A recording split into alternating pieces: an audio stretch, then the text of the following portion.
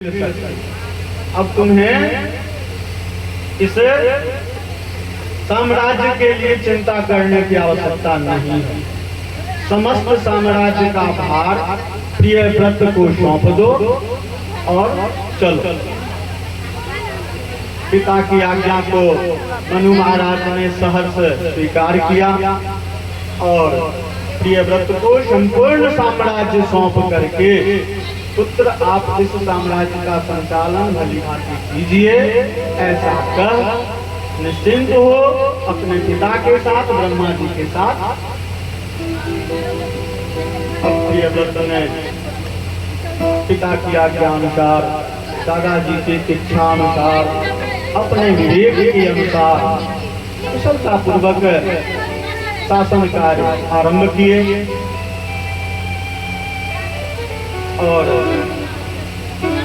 गृहस्थी बसाने की बात आई तो उनका विवाह प्रजापति विश्वकर्मा उनकी पुत्री से हुई, जिनका नाम था बहिष्मति। विश्वकर्मा जी की पुत्री बहिष्मति, उनके साथ प्रियव्रत जी का विवाह हुआ। कल की कथा में भी हम लोगों ने संतान परंपरा का श्रवण किया। उसी के अनुरूप, जैसा कल की कथा में हम लोग श्रवण किए थे, उसी के अनुरूप प्रियव्रत जी को 10 पुत्र की प्राप्ति, जिसमें से 3 सन्यासी, 10 पुत्रों की प्राप्ति हुई, 3 सन्यासी हुए। राजा प्रियव्रत ने जो 3 सन्यासी हो गए, ब्रह्मचारी हो गए, उनको तो साक्षात भगवान की असीम कृपा मिली कि स्वतः ब्रह्मचारी हो गए। बाकी जो शेष 7 बचे, उन 7 पुत्रों को भी प्रियव्रत जी ने उचित शिक्षा दीक्षा एवं उपयुक्त संस्कार प्रदान किए। साथ ही साथ अपनी पराक्रम को दिखलाते हुए प्रियव्रत जी, अपनी पराक्रम को दिखलाते हुए प्रियव्रत जी ने संपूर्ण पृथ्वी के भ्रमण की इच्छा से रथ हाथ दिया। कारण था कि जिस क्षेत्र को, जिस प्रदेश को अपने साम्राज्य में मिलाने की उनकी इच्छा थी, उस पर उनका अधिकार हो जाता था। इतने पराक्रमी थे, इतने बलशाली थे। जब वे संसार भ्रमण को निकले तो संसार भ्रमण के दौरान प्रियव्रत जी ने देखा, राधे राधे, अभी नटखट भगवान को आने में 3.5 घंटे विलंब है। जब नटखट भगवान आ जाएंगे तब शोर मचेगा। अभी शांति पूर्वक हम लोग उनके आने की प्रतीक्षा करें। राधे राधे। तो प्रियव्रत जी जब संसार भ्रमण को निकले तो संसार भ्रमण के दौरान उन्होंने देखा कि इस पृथ्वी के आधे भाग पर ही सूर्य की रोशनी, आधे भाग पर रोशनी नहीं, अंधेरा छाया है। सभी लोग यहाँ हम लोग पढ़े लिखे बैठे हैं और सबों को जानकारी है कि सूर्य की किरण भारत में है तो अमेरिका में नहीं है, वहां रहा। ये तो जानते हैं, विज्ञान के माध्यम से थोड़ा पढ़ लिए हैं तो अपने आप को बहुत ज्यादा काबिल समझते हैं कि बहुत बड़ी उपलब्धि होगी। केवल हमें ज्ञान हुआ, जानकारी होगी, वो तो होता ही आ रहा है और उसको करने वाले भगवान। हमारी आपकी क्षमता, सोचने की भी क्षमता नहीं, वैज्ञानिक दृष्टिकोण से भी वही स्थिति। तो जब उन्होंने देखा कि संपूर्ण धरती पर मेरा साम्राज्य है, अब यह कैसे विडंबना है कि आधे भाग में रोशनी है और आधे भाग में अंधेरा है। उन्होंने प्रतिज्ञा कर ली, पराक्रमी थे, प्रतिज्ञा कर लिया कि रात होने ही नहीं देंगे। सूर्य की रोशनी को जिस क्षेत्र में रात होने की स्थिति होती है, जिस क्षेत्र से सूर्य छिपते हैं, उस क्षेत्र से सूर्य को जाने ही नहीं देंगे, रात ही नहीं होने देंगे।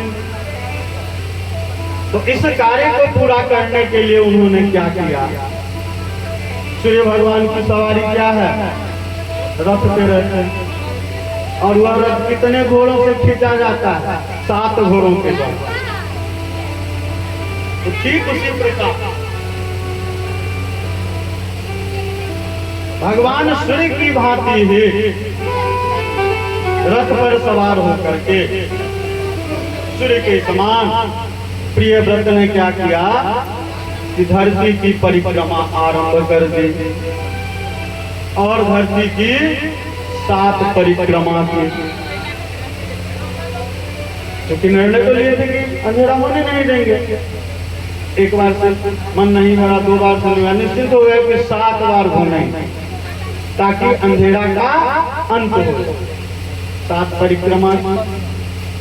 परिक्रमा के फलस्वरूप क्या हुआ कि जिस रथ पर सवार होकर के प्रियव्रत जी संपूर्ण धरा का भ्रमण की, उस रथ के पहिए की लीक, हम लोग पैदल भी यदि खेत के मेल पर जाते हैं लगातार खेती के समय, तो उसका जो तृण है, घास है, सूख जाता है, एक लीक बन जाता है, और पहिया का तो लीक बनेगा ही। तो उस पहिए के लीक के फलस्वरूप क्या हुआ? 7 द्वीपों का निर्माण हुआ। वर्तमान समय में कितने महादेश हैं और कितने महासागर हैं? कुछ छात्र भी बैठे हुए हैं। महासागरों की संख्या कितनी है? महादेशों की संख्या 7 है। तो 7 महासागर भूगोल पढ़ा करके कहा जाता है कि भौगोलिक अपघटन क्रिया के फलस्वरूप हुई, धरातल की आंतरिक क्रिया के फलस्वरूप हुई। तो यह जो कहा गया, यह हमारी सोच है, हम अपने मन से सोच करके ऐसा करते हैं।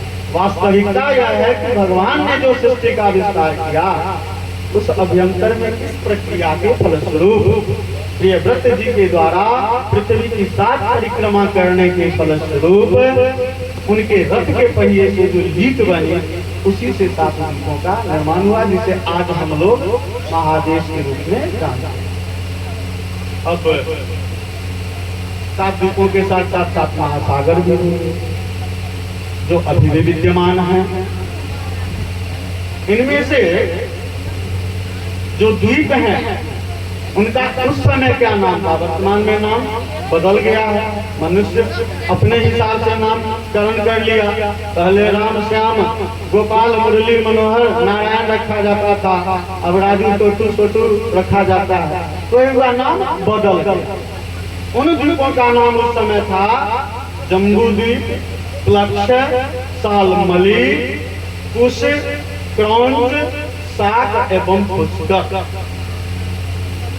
अभी भी नाम तो बदल दिए हैं, लेकिन पूजा पाठ का आयोजन करते हैं, पंडित जी लोग आते हैं जम्बू द्वीप पे आर्यावर्त, वही जम्बू इसमें उल्लेखित है भागवत महापुराण में। तो जम्बू द्वीप सबसे पहला जम्बू हुआ और सबसे अंतिम पुष्कर 7 द्वीप के रूप में था।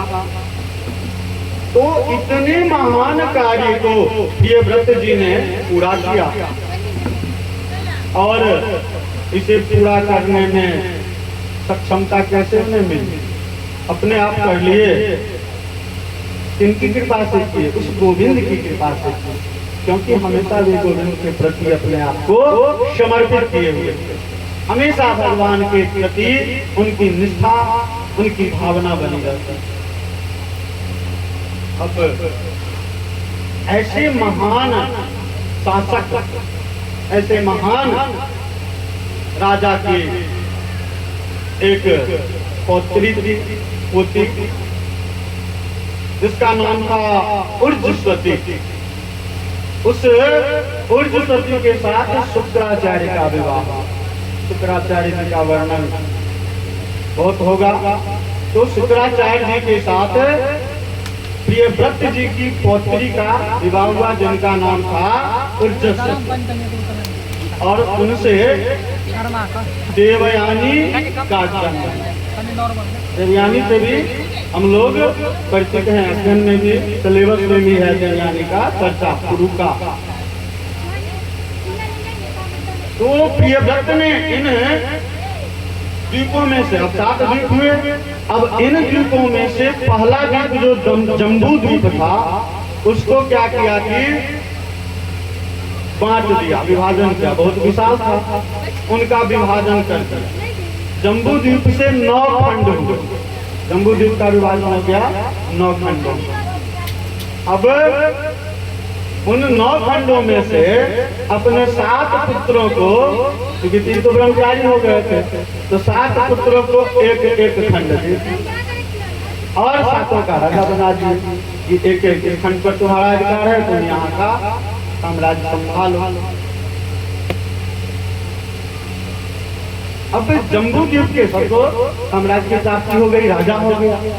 जम्बू द्वीप के एक खंड जिसका नाम था आजनाभ द्वीप, उसके राजा हुए नाभि। आजनाभ द्वीप के राजा नाभि थे, और राजा नाभि क्योंकि पूर्वज ही मनु जी ही, प्रियव्रत जी ही, तो निश्चित है कि आने वाली संतति भी वैसे ही होंगे। तो वह भी भगवान के परम भक्त थे, और उनकी पत्नी का नाम था मेरु देवी। भगवान के परम भक्त थे। तो जब राजा परम भक्त थे तो उनकी भक्ति का, इसका भी प्रमाण आप लोगों को मैं अपने से ही दे देता हूँ।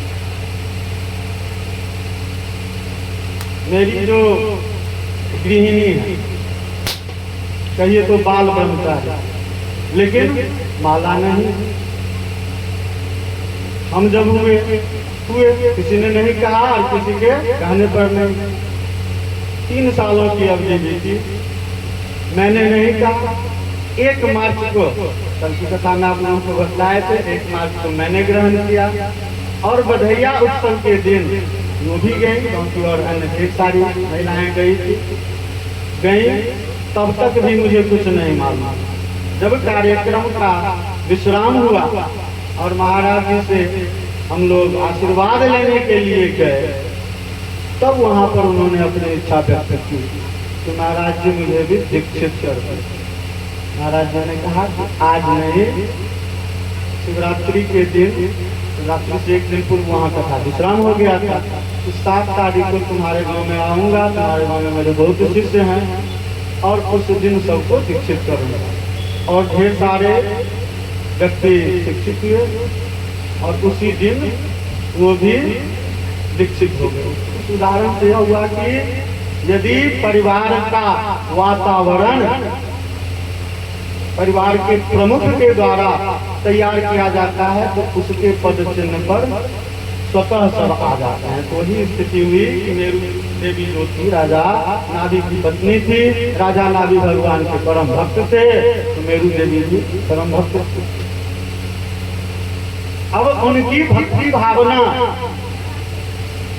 उनके हृदय में भावना क्या थी? भगवान से भक्ति के दौरान कहा करती थी, विनती किया करती थी, स्मरण करती थी कि हे प्रभु, आप मेरे गर्भ से अवतरित हो, मुझ पर इतनी कृपा कीजिए कि आप मेरे गर्भ से, आपको मैं अपने पुत्र के रूप में देख सकता।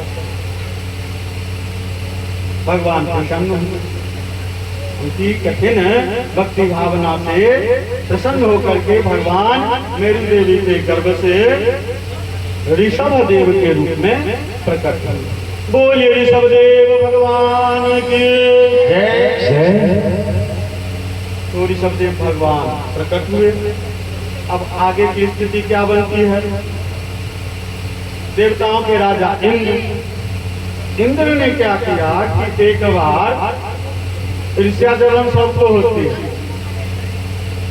तो इंद्र ने क्या किया कि एक बार ईर्ष्या के कारण उनके मन में ईर्ष्या उत्पन्न हो गई। अर्नाब जी, क्योंकि अर्नाब जी पर जितने भी हो रहे हैं सब महात्मा हो रहे हैं, भगवान के परम भक्त हो रहे हैं। अब देखा कि भगवान साक्षात वहाँ पर अब दमन हो गई कि अब मेरी सत्ता जाने वाली है। तो उन्होंने क्या किया, 1 वर्ष तक वर्षा है, वर्षा के स्वामी तो इंद्रदेव ही है, तो उन्होंने 1 साल तक वर्षा है।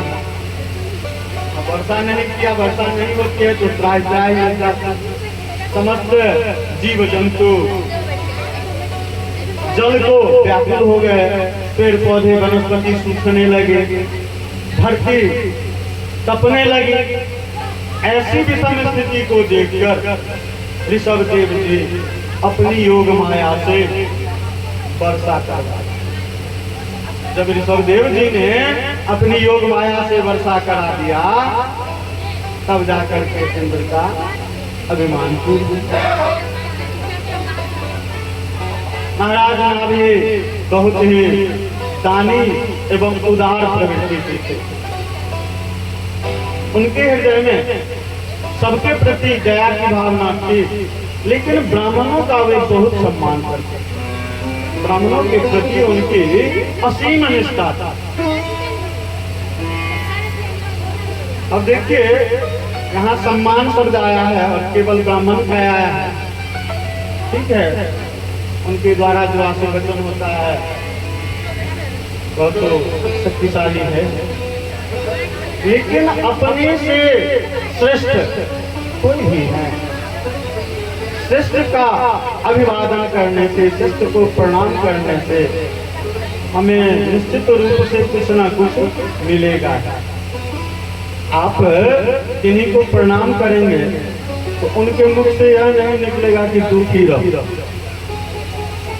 खुश रहिए, स्वस्थ रहिए, दीर्घायु रहिए, चिरंजीव रहिए, अच्छा ही होगा, अच्छा ही करेंगे। शास्त्रों में कहा गया है, अभिवादनशीलस्य नित्यं विदोषीण चत्वारि तस्य वर्धन्ते आयुर्विद्या यशो बलम। गुरुदेव हैं सामने, हम लोग छठी में लाया स्कूल में इस श्लोक को संस्कृत में पढ़े हुए थे, जो अभी तक स्मरण है, पहले का सिलेबस था। तो अभिवादनशीलस्य, अभिवादन करने से, आचरण पूर्वक, विनम्रता पूर्वक यदि हम किन्हीं का अभिवादन करते हैं तो इससे 4 चीजों की वृद्धि होती है। आयु, दीर्घायु होने के लिए कहते हैं चिरंजीवी भव, दीर्घायु भव, विद्या, यश और बल। और इन्हीं 4 चीजों के लिए हम लोग परेशान होते हैं। मिलता है कैसे? Free of cost. प्रणाम करने में कोई पैसा तो नहीं रहेगा। तो इसलिए हम लोगों को अपने जीवन में यह गांठ बांध लेनी चाहिए कि अपने श्रेष्ठ जनों का निश्चित रूप से अभिवादन करें। वर्तमान समय की, क्योंकि हम लोग कलियुग में इस कथा का श्रवण कर रहे हैं, अभिवादन होता है लेकिन स्वरूप बदल गया है। अभिवादन पांव छू करके विनम्रता पूर्वक किया, क्योंकि श्लोक का आरंभिक है अभिवादनशील, आचरण पूर्वक, विनम्रता पूर्वक आप अभिवादन करते हैं। तो उसका तौर तरीका है कि आप उनके चरणों में झुकिए ताकि उनका स्नेह भरा हाथ आपके सिर पर पड़ सके। स्थिति जैसे जैसे कलियुग का प्रभाव बढ़ते गया, स्वरूप बदल रहा। पांव छूने की प्रक्रिया पहले खत्म हुई, वो आई घुटने। लोगों को संकोच होने लगा कि पांव छुएंगे तो उनके पैर में जो धूल लगा हुआ है, गंदगी लग जाए, घुटने तक आ गए। कुछ दिनों तक चला, उसके बाद आ गया ठेवना तक, वो भी प्रक्रिया चला नहीं चल रहा। अब लोगों को झुकने में, क्योंकि खाद्य पदार्थ तो दूषित है, झुकने में भी कठिनाई होती है। फिर आ गई जंघा तक, ऐसी प्रक्रिया। बहुत छात्र हमको भी ऐसा करता है, कलयुग का है वो। फिर देखा कि चलो थोड़ा सा भी झुकने की आवश्यकता है, कल जोड़ के प्रणाम। अभी कोरोना पीरियड में ये सिस्टम पूरे दुनिया में हो, जो हाथ मिलाता था वो भी कल जोड़। ये भी चला, लेकिन इसका भी धीरे धीरे लोप हो रहा है। उसके बाद केवल हुआ मौखिक प्रणाम स्वर, चाहे प्रणाम पापा प्रणाम मम्मी, इसका भी रूप बदल गया। आधा प्रणाम प्रणाम, तो आप जैसे प्रणाम प्रणाम करेंगे वह भी प्रणाम प्रणाम करेगा, आपका आशीर्वाद नहीं देगा। आपके मुख से जैसी वाणी निकलेगी उसी के अनुरूप आपको प्रतिफल मिलेगा। तो हम लोग पूरी तरह से कलयुग के प्रभाव में ग्रसित होते जा रहे हैं।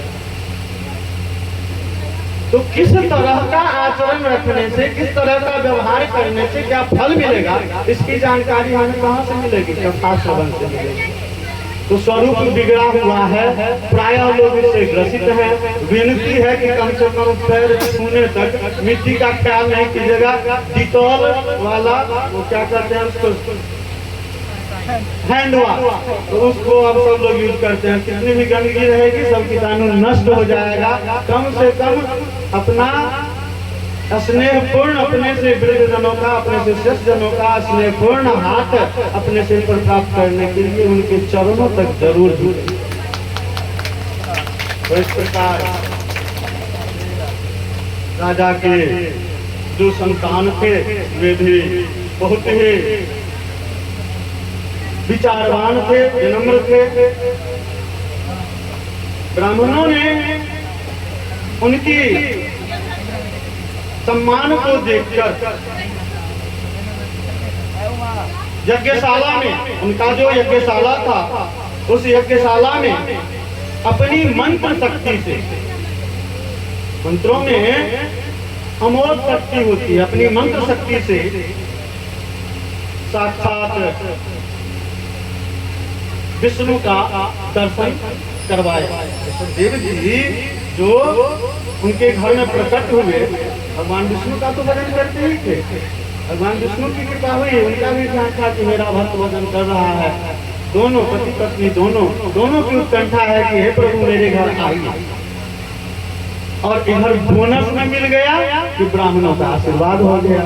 ब्राह्मणों ने भी कहा कि तुम्हें विष्णु का स्पष्ट दर्शन होगा। तो इतनी शक्ति होती है, अभी भी है, अभी भी मंत्र में इतनी शक्ति है कि थोड़ा सा सर दुखता है और कहीं नहीं, पड़ोसी के यहाँ कहीं लो चल, पड़ोसी के फोन करके बजावे। पड़ोसी क्या करते हैं, वो भी मंत्र ही पढ़ते हैं हमारे। तो मंत्र में इतनी शक्ति है, आवश्यकता है श्रद्धा विश्वास रखने की। आप श्रद्धा रखेंगे निश्चित प्रतिफल की प्राप्ति होगी। क्योंकि मैं उनके समित का हूँ, कभी कभी देखता हूँ लोगों को इतना विश्वास है, टेलीफोन आता है, महाराज जी फोने पर झाड़ दिया ना ठीक हो जाते, और ठीक भी हो जाता है, ठीक भी हो जाता है। कितने ऐसे उदाहरण हैं मेरे पड़ोस के। तो जरूरत है श्रद्धा पूर्वक विश्वास रखने की। आप विश्वास रखेंगे फल मिलेगा। तो मंत्र शक्ति से ऐसा प्रभाव। ऋषभ देव जी की अवतरित माता के गर्भ से हुए थे, राजा के पुत्र थे, राजकुमार थे। उनका विवाह हुआ जिससे, जिसने ईर्ष्या के कारण उनको नीचा दिखाना चाहा और वे खुद लज्जित हुए। तो इंद्र की ही पुत्री जयंती के साथ ऋषभ देव जी का विवाह। अब ऋषभ देव जी हैं साक्षात नारायण के स्वरूप हैं, मनु के खानदान के हैं। और लड़की है इंद्र की पुत्री, गृहस्थी बसी। संतान कितने हुए? संतान हुए 100। 100 पुत्रों की प्राप्ति हुई। और उन 100 पुत्रों में जो सबसे बड़े पुत्र थे हुए भरत, जिनके नाम पर अपने देश, क्योंकि उस समय तक आजनाब भरत बहुत ही पराक्रमी हुए। उनकी पराक्रमता को देख करके उस अजनाब द्वीप का नाम हो गया भारत। भारत के नाम से जाना गया।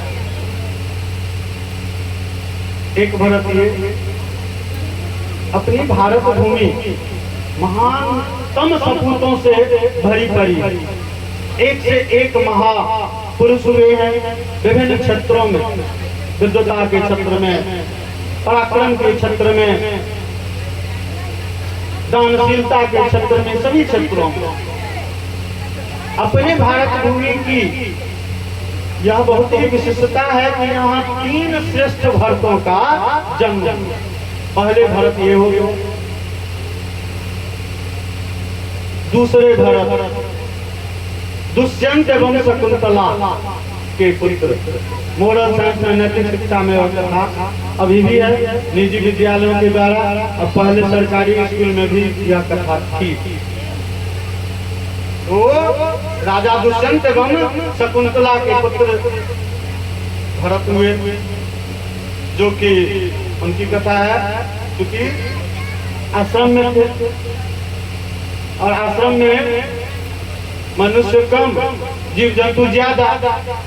तो आश्रम में पिताजी तपस्या कर रहे थे, माताजी थी घर में, ये खेल रहे थे। खेलते खेलते देखे कि एक शेर का बच्चा आ गया, उसके साथ खेलने लगे। तो जो बालक बाल्यावस्था से ही शेर के साथ खेलेगा, वह बालक कैसा होगा? तो उनकी पराक्रमता के कारण ही भारत कहा जाता है। तीसरे भरत कौन हुए? दशरथ नंदन भरत। और दशरथ नंदन भरत के गुणगान से हम सभी परिचित हैं। पहला कारण तो वाल्मीकि जी के द्वारा और तुलसीदास जी के द्वारा जिस ग्रंथ की रचना की गई, संस्कृत से परिमार्जित रूप में गोस्वामी तुलसीदास जी ने रचित किया, लोकप्रियता हुई। और दूसरा कारण है कि हम लोग बहुत सौभाग्यशाली हैं कि मिथिला क्षेत्र में जन्म हुआ, और मिथिला क्षेत्र की सीमा अवध सीमा से सटी हुई है। तो राम जी का गाथा हम लोग जानते हैं। तो इन तीनों भरतों की ख्याति के बल पर आज नाम का नाम भारत हो गया। बोल भारत माता की जय। भारत की विशिष्टता को हम लोग भगवान जी का भजन तो करते ही हैं। जननी जन्मभूमि स्वर्गादपि गरीयसी। कल की कथा में आया था कि धरती, गाय और जन्म देने वाली माता तीनों माँ के समान है। तो हम लोग अपनी भारत भूमि